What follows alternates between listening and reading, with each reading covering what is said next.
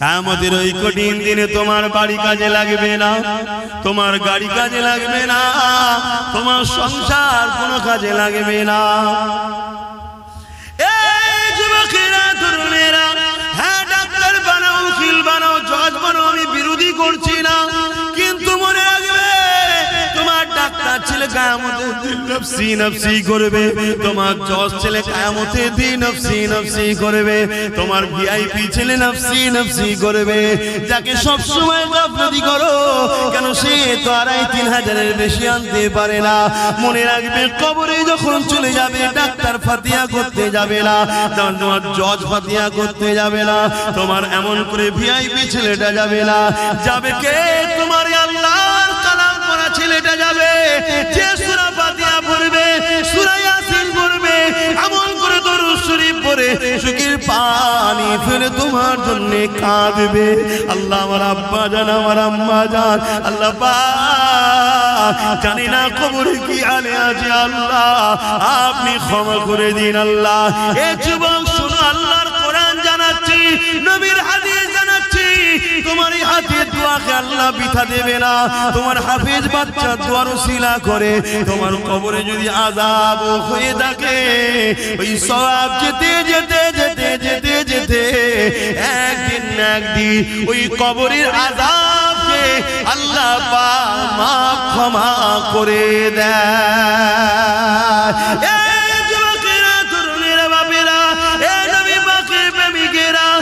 মনে রাখবে হাফেজ তৈরি করো, আলেম তৈরি করো, কেন কিয়ামতের দিনেতে এদের সাথে হাসর নাসর হবে। নবী আমার বুখারীর মধ্যে জানিয়ে দিলে, এ দুনিয়ার মানুষেরা দুনিয়ায় যে একে ভালোবাসবে সে তার সঙ্গে হাসর নাসর হবে। এই কোরআনকে মহব্বত করো, কোরআনকে পিয়ার করো। নিজে পড়তে তো আর পারলে না, কমসে কম একজন উপযুক্ত কাউকে তৈরি করো। সেটা যদি নিজের বাচ্চা হয় আর উত্তম, নিজের বাচ্চা যদি না পারো, অন্যের বাচ্চা হচ্ছে তো কি হয়েছে, সে তো আমারই নবীরই একটা উম্মতেরই সন্তান, আমারই একটা নবীর উম্মতেরই তো বাচ্চা। সে যদি কোরআনের হাফেজ হয়, তার সঙ্গে আমার রক্তের কোনো প্রয়োজন নাই, কেন রক্তের সম্পর্ক নিঃশ্বাস পর্যন্ত, ইমানের সম্পর্ক আল্লাহর জান্নাত পর্যন্ত। রক্তের সম্পর্কে ঝগড়া হয়, রক্তের সম্পর্কে লেনদেন মারপিট হয়, রক্তের সম্পর্কে জমি জায়গার ভাগ বন্টন হয়, রক্তের সম্পর্কে ফিতনা বাজার হয়, কিন্তু ইমানের সম্পর্কে কোনোদিন ঝগড়া হয় না, মারপিট হয় না। ইমানের সম্পর্কটা এমন সম্পর্ক, যদিও কোনো দিকে তোমার একটু খাদ হয়ে ধরা পড়ে যা, তোমার ইমানের সম্পর্কের ভাইটা কিয়ামতের দিনে তোমার হাতটা ধরে আল্লাহর জান্নাতে নিয়ে যাবে। আরো জোরে বলুন সুবহান। এই যুবকেরা, তরুণেরা, তাই আরেকটা কথা বলি শোনো, কিয়ামতের দিনে যখন আল্লাহ বিচারের দিন করবে, ওই দিনে কোরআনকে আল্লাহ সুন্দর করে সাজাবে। দুনিয়ায় যে ছাপা কোরআন রয়েছে, এটা নয়, লাউহে মাহফুজে যেটা রয়েছে, সেই লাউহে মাহফুজের মধ্যে যা লেখা আছে, ওই লেখা কিন্তু এই কোরআনের মধ্যেই রয়েছে।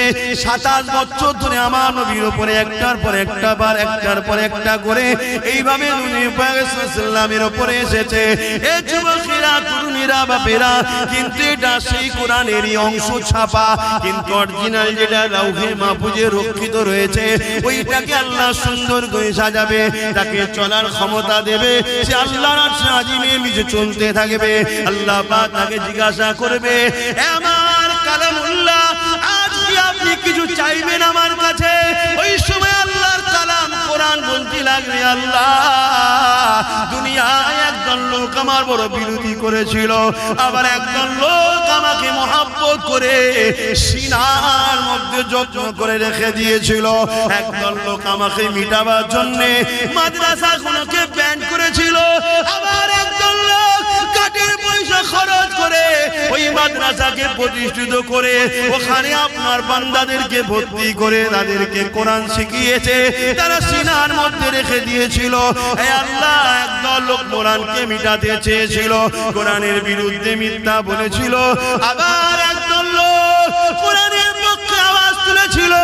আলহামদুলিল্লাহ, আমি মনে করি করি কোরআন সেদিন আমার বিষয়ও বলবে। হে আল্লাহ, আব্বাস আমার পক্ষে আওয়াজ তুলেছিল, যারা কোরআন মিটাতে চেয়েছিল তাদেরকে মানবরূপী পশু বলেছি।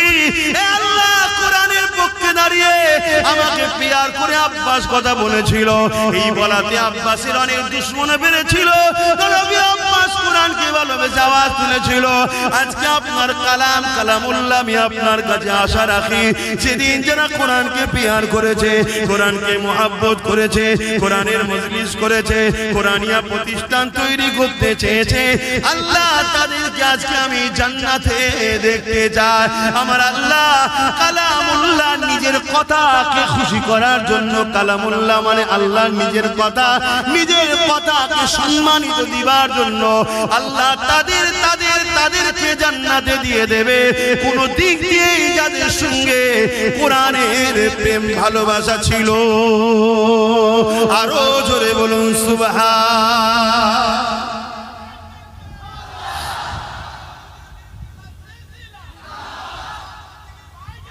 ভাইরা আমার, তাহলে কোরআনের জন্য আমরা আছি না নাই? হাত তুলে বলুন আছি না নাই? আজ তো একদল লোক কোরআনকে পিটাবার জন্য উঠে পড়ে লেগেছে। আমরা কোরআনের পক্ষে দাঁড়াতে আছি না নাই? আজ আমি হাফেজ হওয়ার বয়স নাই, আপনাদের হাফেজ হওয়ার বয়স নেই, কিন্তু আমাদের নিউ জেনারেশন গুলোকে হাফেজ সাহেব কোরআনের মুখস্থ করা, কোরআনের প্রেমিক বানাবার দরকার আছে না নাই? হাত তুলে সাক্ষী দেন আল্লাহ আমরা কোরআনের পক্ষে। সবাই বলুন আল্লাহ আমরা কোরআনের পক্ষে। নারায়ে তাকবীর, নারায়ে তাকবীর। কোরআন শরীফ, কোরআন শরীফ, কোরআনিয়া মাদ্রাসা, কোরআনিয়া মাদ্রাসা। নারায়ে তাকবীর। মিডিয়া খুলে দেখুন, একের পর এক চতুর্দিকে একটাই কথা বলতে লেগেছে, ইসলামই করে, ইসলাম ওই করে, ইসলামই বলে, কোরআন কি করে, কোরআন ওই করে, কোরআন সেই করে, কোরআনকে ব্যান্ড করো, ইসলামকে ব্যান্ড করো, রাসূলুল্লাহর বিরুদ্ধে কথা, আল্লাহর বিরুদ্ধে কথা, মসজিদের বিরুদ্ধে কথা, মসজিদগুলোকে ভেঙে দাও, মাদ্রাসার মধ্যে নাকি সন্ত্রাসী শিক্ষা দেওয়া হয়। এই মেসেজ সমাজের মধ্যে চলছে না চলে না? আওয়াজ দেবে। এগুলো কি ঠিক বলছে না? এই যে মেসেজগুলো যারা ছড়াচ্ছে কি সত্যবাদী? সব থেকে বড় মিথ্যুক কাজ্জাব তারা। কিন্তু তারা গেনার হচ্ছে, মেসেজ ছড়াতে পারছে কেন? আমাদের সমাজেরই বড় একটা যুব সমাজ না বুঝে হোক আর লোভে পড়ে হোক বা ইসলাম থেকে দূরে সরে যে হোক, চুপ করে আছে বা তাদেরই পিছনে হই হই করে ঘুরে বেড়াচ্ছে। আছে না? না। এই ঘরটা তৈরি হলে এখান থেকে কি মেসেজ দেওয়া হবে? কোরআন মানুষ বানায়, জোরে বলুন সুবহানাল্লাহ। এখান থেকে কি মেসেজ দেওয়া হবে? মানব প্রেমের, দেশ প্রেমের, ইনসাফের, ইনসানিয়াতের, সাম্যের। এটা ইসলাম, এখানে ইসলাম শেখানো হবে। আজকে যারা ইসলামের জন্য মানুষের খোদা হতে পারছে না, তারা কখনো চাইবে মাদ্রাসাটা গড়ে উঠুক? মা তাদেরই হাতের পুতুল হয়ে আমার কওমের যারা নাচছে, তারা কি চাইবে মাদ্রাসাটা হোক? আমি বড় অনুরোধ করছি, আগে যে কোনো বিষয়কে জানুন। আপনি ইসলামের দাবি করলে শুধু হয় না। আল্লাহ আপনাকে সৃষ্টি করেছে, কেন করেছে জানবেন না? কি জন্য বানালো? দুনিয়া জমিনে তুমি যাও, হাত দিয়েছি, গরিবকে লোটো, এতিমকে লোটো, হারাম ইনকাম করো, যা খুশি করবে তাই না? আল্লাহ দুটো হাত দিয়েছে কেন জানবেন না? দুটো পা দিয়েছে কেন জানবেন না? আপনাকে আল্লাহ কুকুর না বানিয়ে, গরু ছাগল গাধা না বানিয়ে আশরাফুল মখলুকাত কেন করলো জানবেন না? বাপেরা, নওজোয়ান তরুণেরা, এই জানাটা আপনি কোনো কলেজ, স্কুল, ভার্সিটিতে পাবেন না। আপনি ডাক্তার হতে পারবেন, আপনি ইঞ্জিনিয়ার হতে পারবেন, আপনি জজ হতে পারবেন, আপনি পুলিশ হতে পারবেন, আপনি বড় বড় পলিটিক্যাল সায়েন্স পড়ে রাজনীতিবিদ হতে পারবেন, কিন্তু আপনার উত্তম আখলাক, উত্তম চরিত্র ওখান থেকে পাবেন না। যে জন্য আল্লাহ সৃষ্টি করেছে, উত্তম আদর্শওয়ালা মানুষ হতে গেলে ওই শিক্ষা না খেয়ে কোরআনের শিক্ষা নিতে হবে। কেননা দুনিয়া জমিনে কোরআন এমন একটা কিতাব, জালিকাল কিতাব লা রাইবা ফি, এর মধ্যে ভুল তো দূরের কথা, এর মধ্যে কোনো সন্দেহ নাই। আপনি জানেন কি জানি না, পৃথিবীর বুকে কয়েক মিলিয়ন বিলিয়ন কোটি ডলার টাকা খরচ করে করে প্রতি বছরে কোরআন রিসার্চ করতে চলেছে। দুই কারণে রিসার্চ হতে লেগেছে, এক কোরআনের ভুলবার করার জন্য, আর এক কারণটা হলো কোরআনের মধ্যে জমিনের তলার গোপন রহস্য রয়েছে, কোরআনের মধ্যে প্লেন আবিষ্কারের রহস্য রয়েছে, কোরআনের মধ্যে সায়েন্স রয়েছে, ম্যাথমেটিক্স রয়েছে, কোরআনের মধ্যে দর্শন রয়েছে, ফিলোসফি রয়েছে, কোরআনের মধ্যে আপনি টেকনিক্যাল বিজনেস সব কিছু রয়েছে। এই কোরআন থেকে বিশ্ব গবেষণা করে তারা আসমানে চলে যাচ্ছে, চাঁদে চলে যাচ্ছে, সেই জন্য তারা রিসার্চ করতে লেগেছে। আর এক কারণে রিসার্চ হতে লেগেছে, এই কোরআন মানুষকে হিদায়াতের রাস্তা দেখায়, সত্যের রাস্তা দেখায়। তাই মানুষের খোদা যারা হতে চাইছে, যারা কোরআনকে মিথ্যা প্রমাণ করতে পারলে, তাহলে দুনিয়া জমিনে কোরআনকে কেসের মাধ্যমে বন্ধ করে দেবে। কিন্তু আল্লাহ শুকরিয়া আদায় করে বলি, ১,৫০০ বছর ধরে দুনিয়ার হাজারো জালিম চেষ্টা করছে, হাজারো মানবরূপী পশু চেষ্টা করছে, তারা চেষ্টা করে করে করে করে কেউ কেউ স্বীকার করে নিয়েছে এই কোরআনের মধ্যে ভুল তো দূরের কথা, এই কোরআনের মধ্যে কোনো ভুল তো নাই। ভুল একটা পেয়েছি রিসার্চ করতে গিয়ে, ওটা আমার মধ্যে, আমি কোরআনকে এখনো না মেনে আছি, এটাই ভুল। তাই তারা দলে দলে ঈমানের কলেমা পড়ে মুসলমান হয়ে যাচ্ছে। আরো জোরে বলুন সুবহান।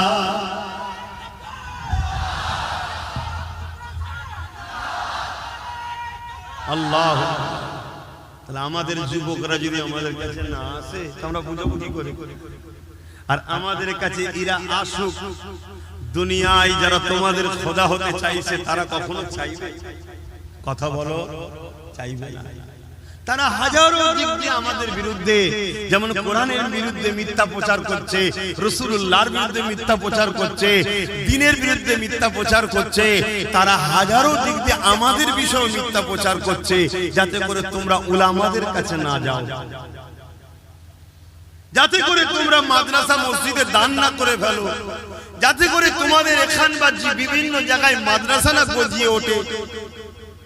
খুব ভালো করে বোঝো, আমার দেশের উত্তর প্রদেশে 25,000 মাদ্রাসাকে ব্যান করে দেওয়া হয়েছে। জানো কত?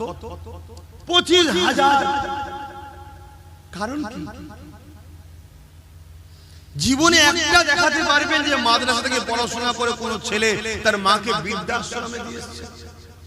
কথা বলে। বৃদ্ধাশ্রমটা বিজনেস না বিজনেস নয়? বৃদ্ধাশ্রম যারা করে এটা বিজনেস না বিজনেস নয়? জোরে বলুন, বিজনেস। মুসলিম সমাজের মধ্যে যদি কেউ কোন মাকে বৃদ্ধাশ্রমে দিয়েছে, সে কখনো জান্নাত যাওয়া তো দূরের কথা, জান্নাতের খুশবু পাবে না। সে যত বড়ই নামাজি হোক, হাজি হোক, মুফতি হোক, মাওলানা হোক, যাই হোক, ওর মা যদি কোনোদিন ওর ব্যবহারে একবার তাম পৃথিবীর মলি সাহেবকে দোয়া করি, ওকে জান্নাতে কেউ ঢুকাতে পারবে না। এই শিক্ষাটা আমরা দিই না, দিই না।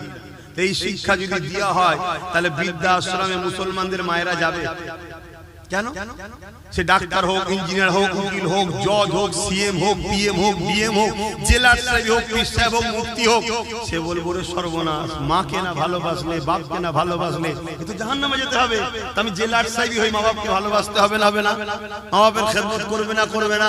মা বাপের খেদমত যত মুসলমানরা বাড়াবে, তাহলে বৃদ্ধাশ্রমের লস হবে না? হবে না? কারবার কথা বলছেন না। তারা কখনো চাইবে মাদ্রাসা হোক? তারা কখনো চাইবে আলেম হাফেজরা এই কথা সমাজে শোনাক? তারা কখনো চাইবে ইসলাম বড় দরদর করে আরো এগিয়ে যাক? আমার কথা বুঝছেন? বাবেরা নওজোয়ান তরুণেরা, ইসলাম আমাদেরকে ইনসাফ শিখিয়েছে, ইসলাম আমাদেরকে ইনসানিয়াত শিখিয়েছে, কোরআন আমাদেরকে মানবতা শিখিয়েছে, কোরআন আমাদেরকে ইনসানিয়াত শিখিয়েছে, নূর নবী আমাদেরকে একত্ববাদ আল্লাহ চিনিয়েছে, আমাদের ঘরে নিজেদের মালিককে চিনিয়েছে। এ যুবকেরা, তরুণেরা, বাপেরা, আজকে দুনিয়া জমিনে পৃথিবী জুড়ে উঠে পড়ে লেগেছে মাদ্রাসাগুলোকে শেষ করে দিবার জন্য, কোরআনের বিরুদ্ধে ষড়যন্ত্র করতে লেগেছে, আল্লাহর দ্বীনকে মিটাবার জন্য ষড়যন্ত্র করতে লেগেছে। এটা আজকে নতুন নয়, এর আগেও হয়েছিল। যেমন চিঙ্গিস খান নাম শুনেছে, সে অনেক চেষ্টা করেছিল আমার রাসূলুল্লাহ দ্বীনকে মিটিয়ে দেবে। একটা দুটো নয়, আলেম উলামা মিলিয়ে 1 কোটির উপরে মুসলমানকে হত্যা করেছিল। সে ভেবেছিল বাগদাদের জমিনকে উজাড় করে দেবো, মুসলমান শেষ করে দেবো, আলেম মুফতি শেষ করে দেবো। মাদ্রাসাগুলোতে আগুন ধরিয়ে দিয়েছিল, মসজিদগুলোতে আগুন ধরিয়ে দিয়েছিল। সে চেয়েছিল বিশ্ব থেকে ইসলামকে মুছে দেবো। আজানটা হয়ে যাক, আমাদের 4:30 পর্যন্ত আলোচনা হবে, তারপর এখানে নামাজ হবে, মসজিদের টাইমে হবে। মসজিদের মাইকটা বলেছিলাম আজানের পরে কেটে দেবে।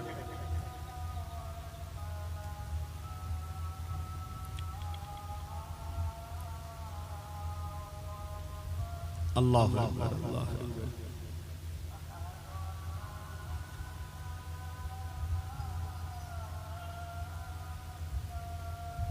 সাইয়্যিদনা মাওলানা মুহাম্মদ ওয়া আলা আলিহি।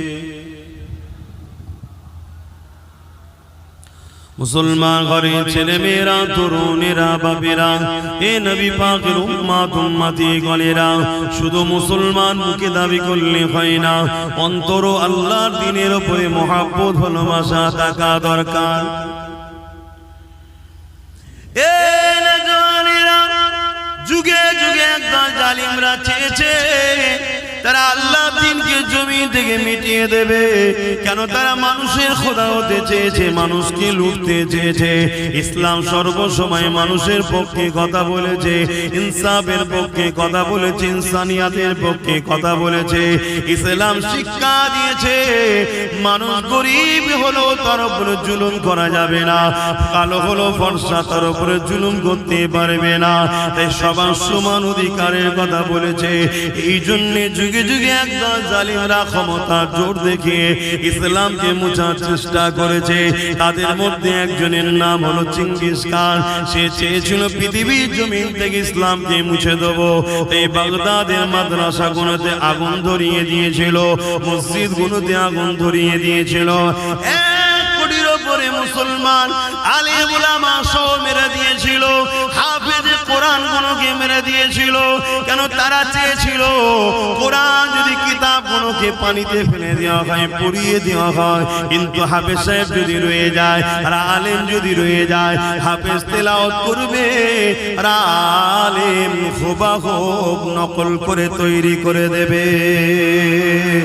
এই যুবকেরা, তরুণেরা, তাই হাজারো চেষ্টা করে 1 কোটির উপরে মানুষ মেরে মসজিদ মাদ্রাসা গুলোতে আগুন দেওয়ার পরও সে মিটে গেছে।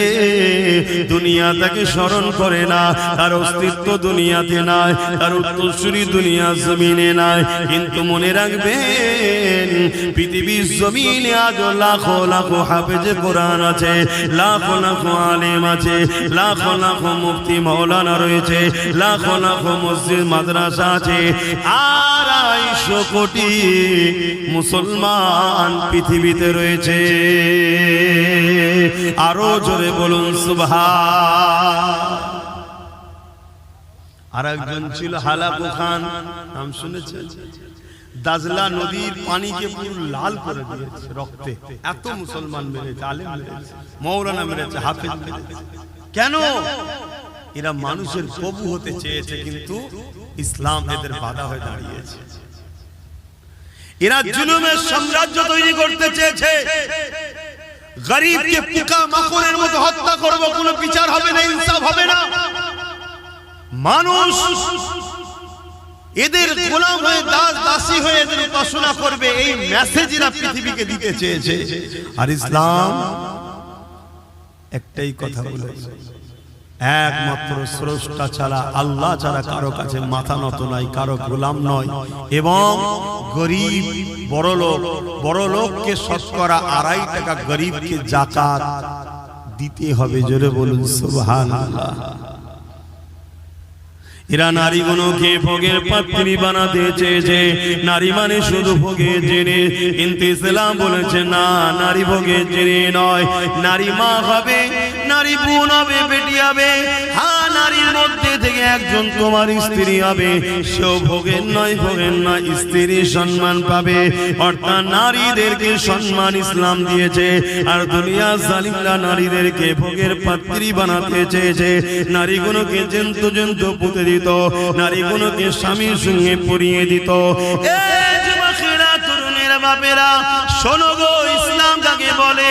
ইসলাম এসে মেসেজ দিল না নারী কখনো অশুভ নয়। তারা বলেছিল নারী অশুভ, তাই বাঁচার অধিকার নাই। আর ইসলাম জানিয়ে দিল না না না, কারো ঘরে যদি কন্যা সন্তান হয়, এর মানে ওই বাড়িওয়ালার পক্ষে মহান সৃষ্টিকর্তা শান্তি রহমতের মেসেজ দিল। আল্লাহ দিন জানিয়ে দিল, আমার রাসূলুল্লাহ বলে দিল নারী অশুভ নয়। কারো ঘরে যদি নারী জন্ম হয়, আমার আল্লাহ ওই বাপকে জান্নাতের মেসেজ দিল। আল্লাহ নবী আরো জানিয়ে দিল, এ দুনিয়ার মানুষেরা, নারীগুলোকে ভোগের পাত্রী বানিয়ে রেখেছো, এগুলো তোমরা অন্যায় করতে লেগেছো। নারীদেরকে আজাদ দাও, তাদেরকে বাঁচার স্বাধীনতা দাও। তারা যেভাবে আল্লাহর হুকুম সেইভাবে তারা চলবে, তাদের উপরে জুলুম করো না। আমি রাসূলুল্লাহ জানিয়ে দিই, কারো ঘরে যদি পর 3টে কন্যা সন্তান হয়, আর ওই 3 কন্যা সন্তানের বাবা যদি ওই নারীগুলোকে দিন শিখিয়ে পর্দা পুশিদার মধ্যে রেখে নিকাহ বিবাহটা দিয়ে দিতে পারে, ওই 3 সন্তানের বাবা আর আমি রাসূলুল্লাহ এইভাবে দুটো আগুন তুলে দেখিয়েছে, যেমন পাশাপাশি রয়েছে আল্লাহর জান্নাতে ওই 3 কন্যার বাবা আর আমি রাসূলুল্লাহ পাশাপাশি থাকিব। আরো জোরে বলুন সুবহান।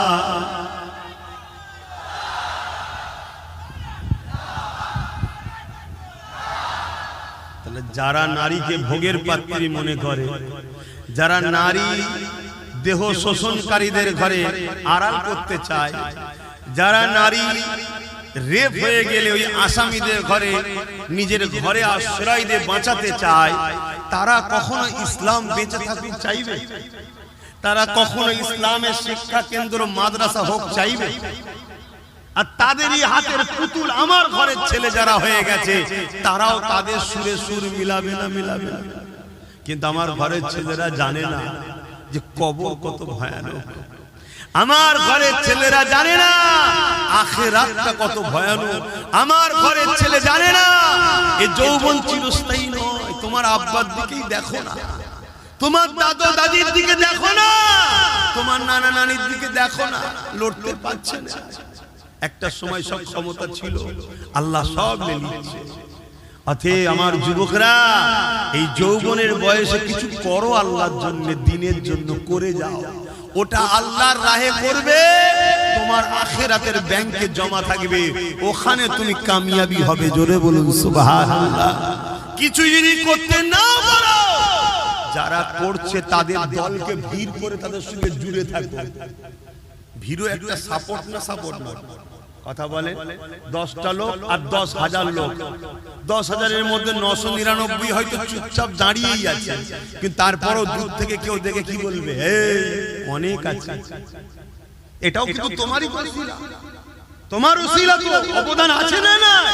এজন্য ইসলাম বলেছে কোন বাতিলদের মিটিং মিছিলে জলসা মাহফিলে যেও না, ইসলাম বিরোধীদের কর্মকাণ্ডে অনুষ্ঠানে যেও না, কোরআন বিরোধী মজলিসে যেও না, দিন ইসলামের মিটানোকারী জালিমদের মিটিং মিছিলে যেও না। কেন গেলে ভিড় হবে, ভিড় হওয়া মানে তাদেরকে আরো অন্যায় করার উৎসাহিত তুমিও করছো, এর জন্য তুমিও আসামি, জাহান্নামে যাবে। আমার হয়তো অনেক যুবক ভাববে, তোর বাবু যখন মরবো তখন দেখবে। কি দেখবে সোনার ভাই আমার, কি দেখবে? এক্ষুনি যদি হাতটা বুড়া হয়ে যায়, এক্ষুনি যদি একটা পেন শুরু হয়ে যায়, লাপালাপি করে শুয়ে পড়বে, দু চারজন ধরে ধরে নিয়ে যাবে, কাঁদেই হয়তো মরণ হয়ে যাবে। কোনো গ্যারান্টি আছে শরীরে? মরণ হয়ে যাবে। সন্ধ্যের পরে হোক, ঈশার পরে হোক, জানাজা হয়ে যাবে। কবরে তো সবাই দিয়ে আসবে চোখের পানি ফেলে, আহা মা কাঁদবে, বাপ কাঁদবে। কবরে মাটি মঞ্জিল দিয়ে গ্রামবাসী চলে আসবে। এক সপ্তাহ যেতে না যেতে মাও ভুলে যাবে, বাপও ভুলে যাবে, পাড়া প্রতিবেশী ভুলে যাবে। হালকা বয়স যদি হয়, বিবি যদি থাকে, সেও নতুন সংসারের জন্য ভাববে, সন্তানের ভবিষ্যতের জন্য ভাববে। আর সন্তান যদি না থাকে তো আরো মিটে গেল, আরো তাড়াতাড়ি চলে যাবে। কি আমার কথা ভুল হচ্ছে? এটা হাকিকত নাকি? কিন্তু তোমার কবরে কি হচ্ছে জানো? যদি তুমি ইসলামের অনুসারী না হয়ে যেতে পারো, তুমি যদি আল্লাহ ও রাসূলের বিধান মেনে চলে যেতে না পারো, তুমি যদি রাসূলুল্লাহর মহব্বত হৃদয়ে না রেখে যেতে পারো, নবী পাকের আদব যদি হৃদয়ে রেখে না যেতে পারো, তুমি যদি রাসূলুল্লাহ দ্বীনের পক্ষে না দাঁড়িয়ে যেতে পারো, এ যুবকেরা, তরুণীরা, বাপেরা, ওই কবরের জমিনে 99টা সাপ দেওয়া হবে, জাহান্নামের একটা গর্ত করে দেওয়া হবে। এ যুবকেরা, সেই জায়গায় তোমাকে আমাকে থাকতে হবে। আল্লাহ তোমাকে আমাকে হিদায়াত দেন, মাফ করে দেন, বলো আমিন। কতটা ভয়ানক হবে! ওই জায়গায় তোমার পাশে কেউ দাঁড়াবে না, তোমার দুনিয়ার দরদি দাদা দিদি কেউ দাঁড়াবে না, তোমার দুনিয়ার দরদি কোন নেতা লিডার দাঁড়াবে না, দুনিয়ার দরদি তোমার দুনিয়াদার প্রভু যারা সাজার স্বপ্ন দেখছে, তারা তোমার পাশে কেউ দাঁড়াবে না। ওই জায়গায় তোমাকে বিপদে পড়তে হবে। এ দুনিয়ার মানুষ, শুনে রেখে দাও, আমি কোনো গল্প কাহিনী কিসসা বলছি না, আমি আল্লাহর কোরআন থেকে বলছি, নবীর হাদিস থেকে বলছি। পৃথিবীর জমিনে বিশ্ববিখ্যাত পণ্ডিত যারা, বিশ্ববিখ্যাত শিক্ষিত যারা, তারা যুগ যুগ ধরে কোরআনের বিরুদ্ধে, হাদিসের বিরুদ্ধে রিসার্চ করতে লেগেছে। তারা রিসার্চ করেছে 20 বছর ধরে, কেউ 30 বছর ধরে রিসার্চ করার পরে তারা নিজেরা বলতে বাধ্য হয়েছে এই কোরআনের মধ্যে কোনো ভুল নাই। এই তারাও দলে দলে ঈমানের কলেমা পড়ে রাসূলুল্লাহর গোলামি করতে লেগেছে। আরো জোরে বলুন সুবহান। তুমি আমি ভাববে না আমার কওমের ঘরের ছেলে তোমরা, আমার নবীর উম্মত উম্মতির ঘরের ছেলে তোমরা, একটু বলবো না? বুঝাচ্ছি আমার যুবকরা, বুঝাচ্ছি, বোঝো বোঝো। কেন কিয়ামত একদিন হবে, কবরে একদিন যেতে হবে, আখিরাতের কথা ভাবো। এ নজওয়ানেরা, ওয়াল তানজুরু নাফসুম মা কদ্দামাত লিগাদ, প্রতিটা নফসের রুচি পরকাল নিয়ে ভাবা। আল্লাহর কোরআন জানিয়ে দিল কেন পরকালটা বড় কঠিন হয়ে যাবে। যেদিন কিয়ামতের দিন হবে, ময়দানে মাশর হবে, অর্থাৎ ওই দিনটা হিসাবে দিন, বিচারের দিন। দুনিয়ায় তুমি খুন করেছো, দুনিয়ায় তুমি চুরি করেছো, দুনিয়ায় তুমি ডাকাতি করেছো, দুনিয়ায় তুমি গরিবের উপরে জুলুম করেছো, দুনিয়ায় তুমি এতিমের সম্পদ ছেড়ে নিয়েছো, দুনিয়ায় তুমি গায়ের জোর দেখিয়ে দলবল নিয়ে পরের জমি দখল করে নিয়েছো, দুনিয়ার জমিনে মা বাপকে কষ্ট দিয়েছো, দুনিয়ার জমিনে পাড়া প্রতিবেশীর হক মেরেছো, দুনিয়ার জমিনে রাষ্ট্রের মালকে নিজের মাল মনে করে ভক্ষণ করেছো, দুনিয়ার জমিনে এতিমের মালকে নিজের মাল মনে করে খেয়েছো, দুনিয়ার জমিনে তোমার দাদাগিরির সামনে কেউ দাঁড়াতে পারে না। বা যদিও দুনিয়ার আদালতে তোমার বিচার হয়ে থাকে, এই বিচার কিন্তু আসল বিচার নয়। তোমার সৃষ্টিকর্তা রব আল্লাহ তোমার জন্য বিচারের ব্যবস্থা করে রেখেছে। ওই বিচারের দিনটা হলো কিয়ামতের দিন হবে। কিয়ামতের দিন সবাইকে তোলা হবে। তুমি যদি মনে করো মারা যাবার পরে সব শেষ হয়ে গেল, তাহলে তোমার তো আল্লাহর পাওয়ারের উপরে ঈমান নাই, আল্লাহর ক্ষমতার উপরে বিশ্বাস নাই। আল্লাহকে তুমি তাহলে এখনো চিনতে পারোনি। আল্লাহর ক্ষমতাকে যে অস্বীকার করে, আল্লাহকে যে চিনতে পারলো না, তার মধ্যে ঈমান আর কোথায় রইল? সে যতই মুসলমানের ঘরের ছেলে বলো, হাজির ঘরের ছেলে বলো, পীরের ঘরের ছেলে বলো, তার মধ্যে ঈমান বলে তো কিছু নয়। মনে রাখবে আমার আল্লাহ আবার উঠাবে, সুম্মা নুফিকা উখরা ফাইযা হুম কিয়ামুন ইয়ানজিরু।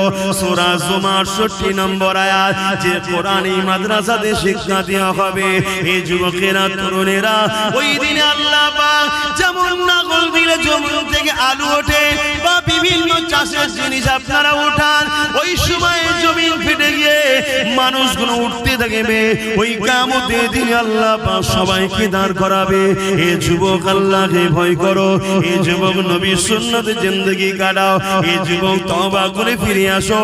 গান তোমার মাকসাদ নয়, যাত্রা তোমার জায়গা নয়, সিনেমা তোমার ঘর নয়। তোমার ঘর হবে মসজিদ, তোমার স্থান হবে মাদ্রাসা, আর তোমার সোবত হবে আলেমদের দরবার। মনে রাখবে এত শান্তি তুমি পাবে, আখিরাতেও শান্তি পাবে। আজকে তুমি কোরআন ছেড়ে দিয়ে, রাসূল ছেড়ে দিয়ে, মাদ্রাসা মসজিদ উলামা ছেড়ে দিয়ে বুকে হাত দিয়ে বলো তোমরা কেউ কি শান্তিতে সংসারে আছো? কেন নাই ভেবেছো কখন? আসো, ফিরে আসো যুবক। এই রং তামাশা এনেছো না, এটা রঙিন দুনিয়া। রঙের পিছনে ছোট না, আমার ছোট হুজুর পীর কিবলা বলতেন, বাবারা গিলটির চমকে সোনা ভুলে গেলি বাবা। গিলটির এমন এমন সব জিনিস বেরিয়েছে, মানুষ আর সোনা ভুলে গেছে, গিলটির পিছনে ছুটছে। গিলটি বোঝেন তো নাকি? কি বলে ওকে? কসমেটিক্সের দোকানে যেটা বিক্রি হয়, সিটি গোল্ড। ওর চমক দেখে, ওর ডিজাইন দেখে মানুষ সোনা ভুলে গেছে। সোনার পিছনে ছুটছে, ওর পিছনে ছুটছে। আর অল্প পয়সায় পেচ্ছে, কম দামে কিনে মজা বাড়ি ফিরে গেল সোজা, কিছুতে ঢোকে না হাতে, তাই শেষে পস্তানা। কম দামে কিনেছে, পায়ের মোজা অল্প পয়সায় পেয়েছে, ঘরে গিয়ে শীতকালে এবার হাতে ঢুকাতে চাইছে, আর ঢোকে? হ্যাঁ,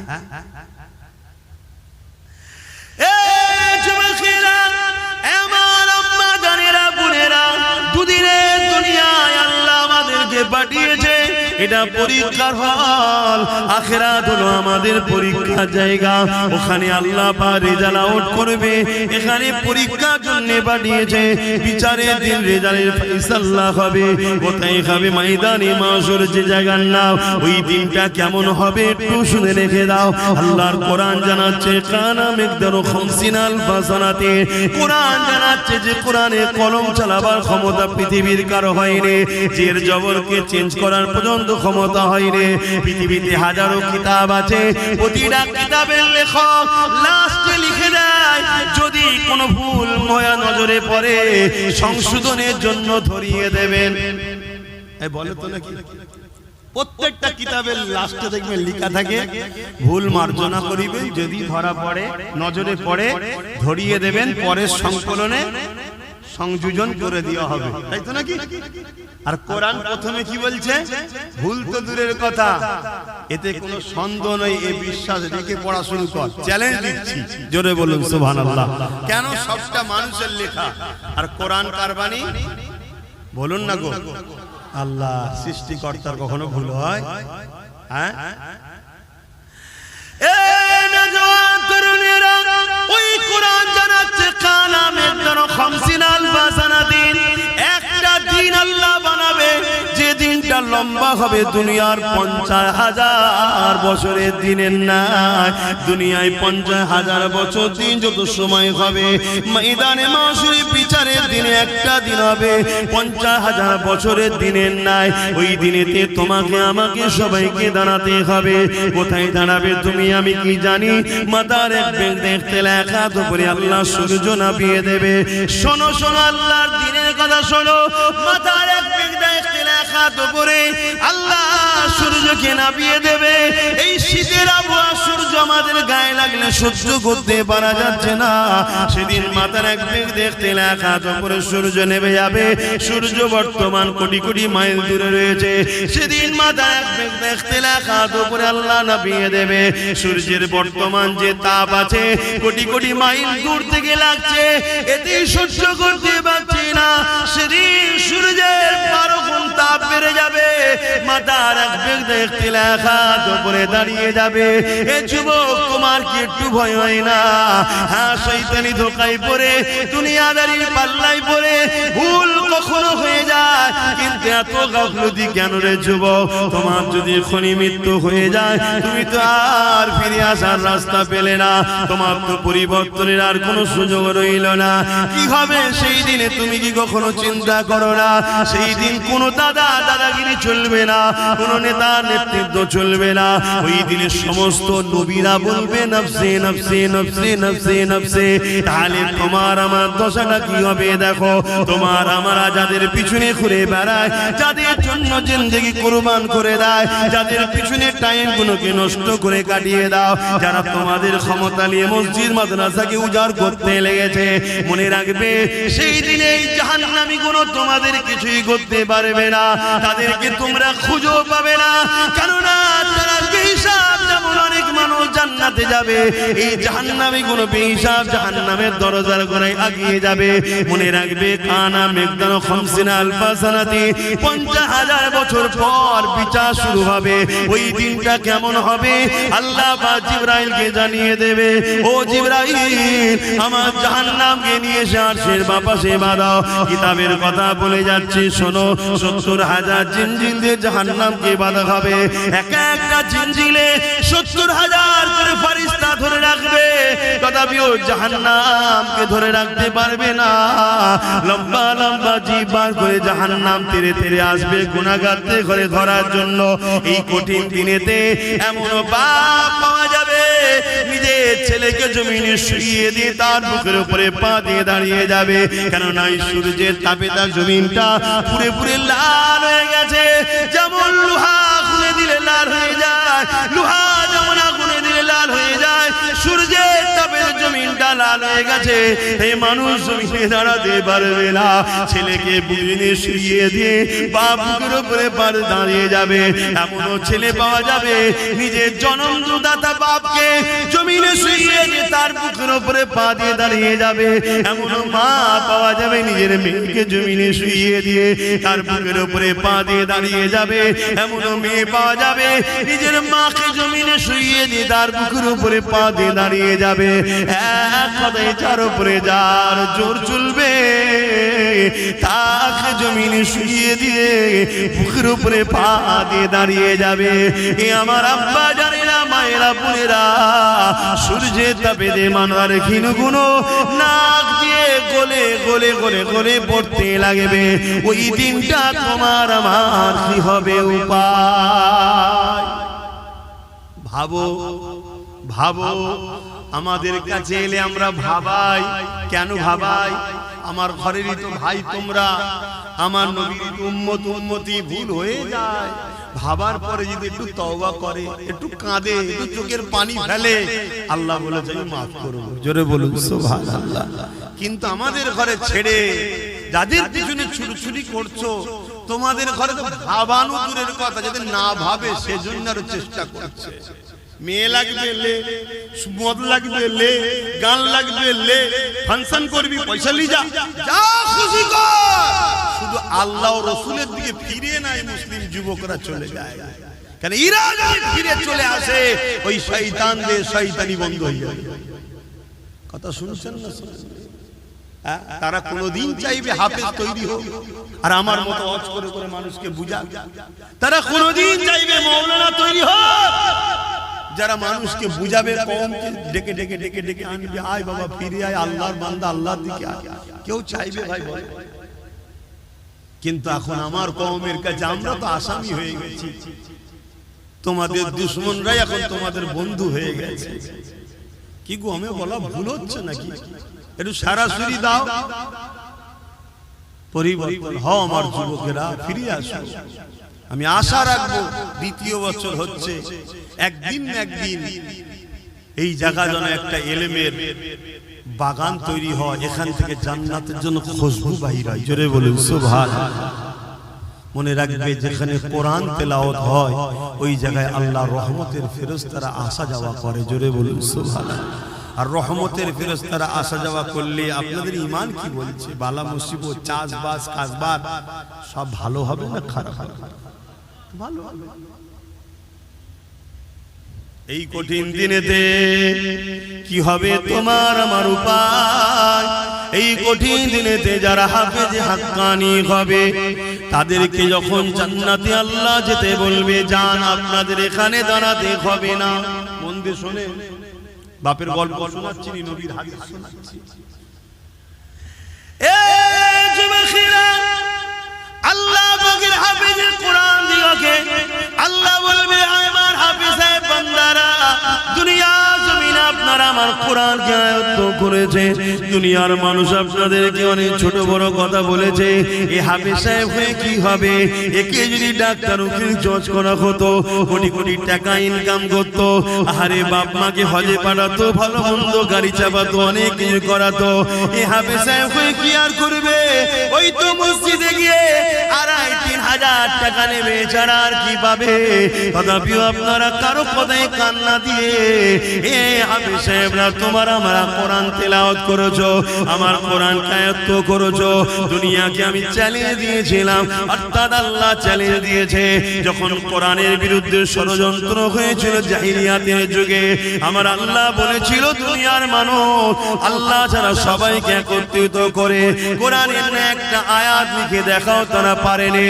এবং আল্লাহ জানিয়েছে, এই কোরআনকে কিয়ামত পর্যন্ত দুনিয়া জমিনে হিফাজতের দায়িত্ব আমি আল্লাহ নিয়ে নিলাম। আমার হাফেজে বান্দারা, তাই তোমরা আমার কোরআনকে, দুনিয়ার কাগজ কলমে তো লেখা রয়েছে, দুনিয়া যদি সেগুলোকে মিটিয়ে দিতে চায়, তোমরা তাই নিজেদের সিনার মধ্যে আমার কোরআন আয়ত্ত করে নিয়েছিলে। আমার হাফেজে বান্দারা, আজকে তোমাদেরকে এই কঠিন দিনে ময়দানে মাশরে দাঁড়াতে হবে না, তোমরা আমার জান্নাতে চলে যাও, জান্নাতে চলে যাও। ওই সময় হাফেজে বান্দারা বলতে লাগবে, আমার আল্লাহ পাক, আমরা তো জান্নাতে যাব, কিন্তু আমরা হাফেজ হওয়ার জন্য আমাদের পিছনে যারা ওসিলা হয়ে দাঁড়িয়েছিল, কেউ আমাদেরকে জায়গিরি দিয়েছিল, কেউ আমাদেরকে থাকার ঘর দিয়েছিল, কেউ আমাদেরকে মাসে মাঝে খানা খাইয়েছিল, কেউ আমাদেরকে পড়ার জন্য ঘর করে দিয়েছিল, কেউ আমাদের থাকার জন্য ব্যবস্থা করে দিয়েছিল, কেউ আমাদের জামা কাপড় কিনে দিয়েছিল, নানান দিক থেকে সহযোগিতা করেছিল। আল্লাহ তারা তো ময়দানে মাশরে নফসি নফসি নফসি করছে। আল্লাহ তাদেরকে ছাড়া আমরা কেমন করে যাই? তারা যদি আমাদের পাশে না দাঁড়াতো, আমাদের জন্য যদি শিক্ষা কেন্দ্র না করে দিত, আমাদের জন্য যদি জায়গিরি থাকার ঘর না দিত, আমাদের জন্য খাবার যদি ব্যবস্থা না করে দিত, আল্লাহ, তাহলে আজ হয়তো আমরা কোরআন আয়ত্ত করার সুযোগটা পেতাম না। বেশক আপনি স্মরণ করিয়ে রেখেছে, কিন্তু ওসিলা তো তারা হয়েছিল। আল্লাহ তাদেরকে ছাড়া আমি জান্নাতে যাব না। আমার আল্লাহ বলবে, সাদ্দাকটা সত্য বলছি এরা, হে আল্লাহর বারিস্তানে যাও যাও যাও যাও, এই হাফেজদের কাতারে একজন হাফেজ সাহেবের সাথে 70 জন পর্যন্ত ব্যক্তিকে আমি আল্লাহ মাফ করে দিয়ে জান্নাতি ঘোষণা দিলাম। আরো জোরে বলুন সুবহান।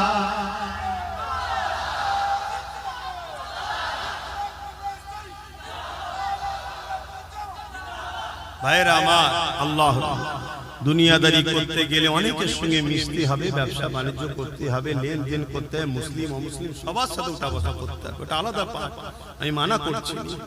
কিন্তু আখিরাতের জন্য আমাদের ভাবতে হবে না। দুনিয়া 60, 70, 80 বছরের, 100 বছরের, তো আখিরাত তো শেষ নাই। কথা কিছু বুঝছেন না, বোঝেন না?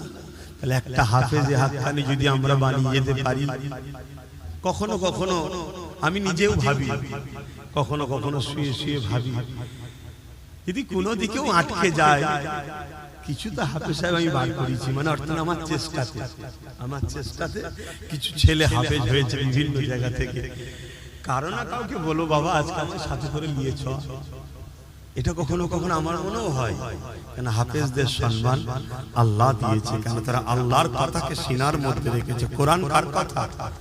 এটা সবাই বলবেন না, জবান খুলে বলবেন না। কোরআন হলো কালামুল্লাহ, এটা কোনো বই পুস্তক নয়, কালামুল্লাহ, আল্লাহর কথা। জোরে বলুন সুবহানাল্লাহ। পৃথিবীতে আপনাকে কেউ যদি চিঠি দেয়, আপনার ভালোবাসার কেউ বাপ হতে পারে, ভাই হতে পারে, বিদেশ থেকে চিঠি পাঠিয়েছে, ওই চিঠিকে আপনি খুঁটিয়ে খুঁটিয়ে পড়বেন। কেন আমার ভালোবাসা দিয়েছে, আমার আব্বা দিয়েছে, ভাই দিয়েছে, মা দিয়েছে, স্ত্রী দিয়েছে, আর স্বয়ং আল্লাহ তোমাকে আমাকে একটা চিঠি দিয়েছে 30 পারা কোরআন। ওই কোরআনকে কখনো কি খুঁটে খুঁটে পড়ার চেষ্টা করেছি? বলো, করতে পারি? ভুল হয়েছে না হয়নি? কিন্তু এই ভুলের খেসারত দিবার তো একটা রাস্তা আছে। কি? আমি একটা ছেলেকে পড়াবো, আমি একটা ছেলেকে পড়াবো, আমি একটা ছেলেকে পড়াবো, এইভাবে সবাই যদি চেষ্টা লি যে একটা করে হাফেজ বানাবো, তাহলে লক্ষ লক্ষ হাফেজ হবে না? হবে না? তাহলে দুনিয়া যতই কোরআনের পিছনে লাগো, অপর দিক দিয়ে আমরা চ্যালেঞ্জের মোকাবেলায় কোরআনের হাফেজ বাড়িয়েই যাব। জোরে বলুন সুবহানাল্লাহ, আরো জোরে বলুন সুবহানাল্লাহ। নারে দিবে তাহলে দরকার আছে না? তাহলে আমি কি ভুল করছি? আপনাদের কি মনে হচ্ছে ভুল করছি?